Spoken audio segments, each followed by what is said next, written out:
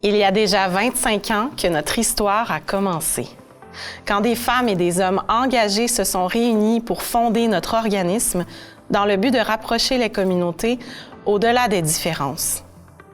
Né après l'année des Nations unies pour la tolérance en 1995, notre organisme a débuté ses activités sous le nom de la Fondation de la tolérance.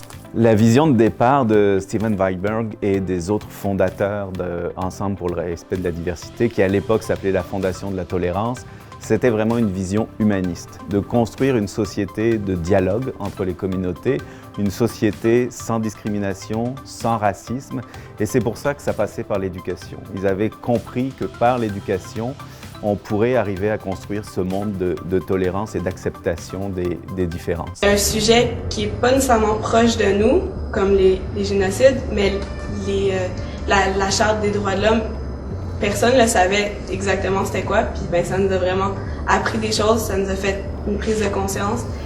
Fort de l'arrivée de nouveaux membres, le conseil d'administration a décidé que le moment était venu de viser plus haut que la tolérance, pour parler d'acceptation et de respect. Notre fondation a décidé de se doter en 2012-2013 d'un nouveau nom et d'une nouvelle image. Ensemble pour le respect de la diversité. Et je me souviens au moment où je me suis joint à la fondation, moi j'ai dit en tant qu'homme gay, immigrant, je suis arrivé il y a une vingtaine d'années au Québec, j'ai pas envie d'être toléré, j'ai envie d'être pleinement inclus dans cette société que j'ai choisie et d'être pleinement un acteur de cette société-là. Donc on a entamé cette réflexion et on est venu avec ce mot « ensemble » pour le respect de la diversité. C'est vraiment cette idée de respect de toutes les diversités et même au-delà de ça, de célébration d'une certaine façon des diversités. Hommage. Chaque année, nous rejoignons plus de 25 000 jeunes de 9 à 18 ans dans les écoles primaires et secondaires, francophones et anglophones, partout au Québec et ailleurs au Canada. Il y a des écoles qui nous appellent parce qu'ils ont des problématiques particulières qu'ils souhaitent adresser. Il y a des conflits, il y a des choses qui se passent dans l'école, alors que pour d'autres, c'est simplement on veut y aller en prévention. I mean, we go into elementary schools and high schools. So elementary schools, it's a lot more like, empathy and bullying and just like identity. And then when we get a little bit older, we dive a bit more into the subjects of racism and homophobia and violence and cultural diversity. On veut aussi donner du pouvoir aux jeunes en leur montrant que quand ils disent des choses, ben c'est pertinent, ça a de la valeur, ils ont des bonnes idées. Donc il y a un bon aspect de valorisation à travers ça. Quand j'ai assisté aux premières fois qui sont venus, quand j'étais présente, dans le fond, j'ai vraiment été marquée par le contenu, les animateurs, leur capacité d'aller chercher l'intérêt des élèves. Well, I think it's really important because these are subjects that the students don't necessarily talk about in their day-to-day lives, but they experience in their day-to-day lives. And so when we come in and we put some words onto it, well, it makes them feel seen and it makes them feel like these aren't some imaginary topics in their brains. Puis je sens qu'il y a quand même un changement. C'est sûr que c'est difficile de changer la mentalité des gens, mais je pense qu'il y a un changement dans ce qui est accepté ou pas. Et chez les jeunes qui en vivent, ils vont plus le dire peut-être qu'avant qu'il y ait toutes ces animations-là. C'est sûr que pour nous, à l'école aussi, c'est intéressant parce qu'on peut avoir des élèves qui viennent nous parler personnellement de ce qu'ils sont en train de vivre. Puis peut-être que s'il n'y avait pas eu certains ateliers où ils ont été exposés à certains thèmes, bien, ils ne seraient peut-être pas venus nous voir.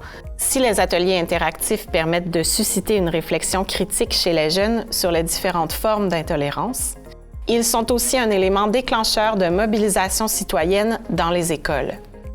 Chaque année, et suite au passage des caravanes, nos chargés de projet invitent les jeunes à participer au projet Empreinte, un programme d'accompagnement de comités d'élèves qui a été mis sur pied en 2011 et qui vise à former et impliquer les jeunes dans la recherche de solutions aux diverses formes d'intolérance présentes dans leur milieu. Tout d'abord, je pense que les comités empreintes, c'est un safe space. En fait, c'est un espace sécuritaire pour les jeunes. Donc, c'est vraiment un lieu de rassemblement où est-ce que les jeunes peuvent se sentir en sécurité, d'être qui ils veulent être ou qui elles veulent être. I think it's really important for them to be able to get together in a group and talk amongst themselves. So it's by them and it's for them. So it's really based on their own experiences of what they're living on a day-to-day basis. So the Imprint Committee has impacted me in multiple important ways.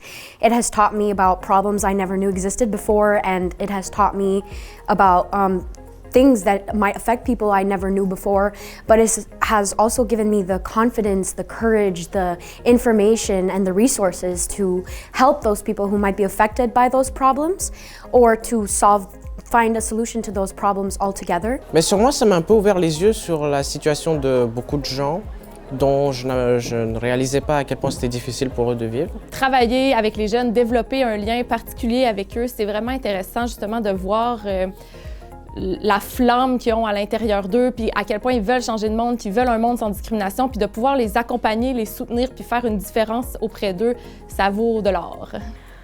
People also share their experiences of what happened in their school, making them feel uncomfortable or anything really. And that was really surprising because I never experienced those things.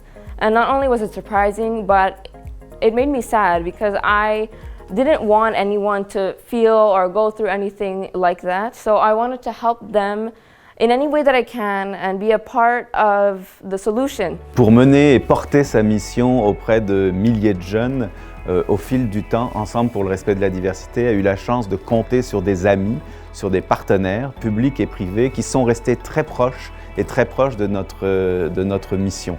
On a la chance d'avoir les ministères à nos côtés, les villes, les écoles évidemment, mais aussi des fondations et des entreprises qui croient à cette mission et à l'importance de construire une société inclusive, sans discrimination, et donc qui sont fidèles à nos côtés et qui nous aident à porter cette mission auprès des jeunes. Cette année, nous célébrons 25 ans d'engagement et d'éducation au respect de la diversité.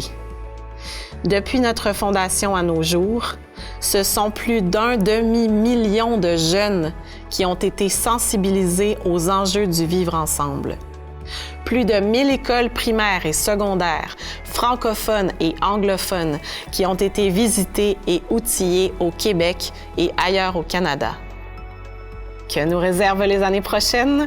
Du moins, nous avons la ferme intention de continuer d'innover pour soutenir les élèves et les milieux scolaires afin de changer les mentalités et les comportements pour bâtir ensemble une société plus égalitaire, plus tolérante et plus inclusive.